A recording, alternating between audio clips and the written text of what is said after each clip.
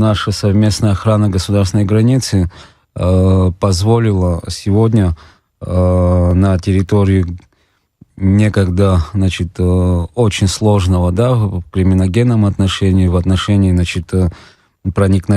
попыток проникновения диверсионных, разведывательных группировок, со стороны Грузии. Огромная, работа проведена, что сегодня позволяет констатировать, что Галский район сегодня является одним из наиболее благоприятных в криминогенном отношении.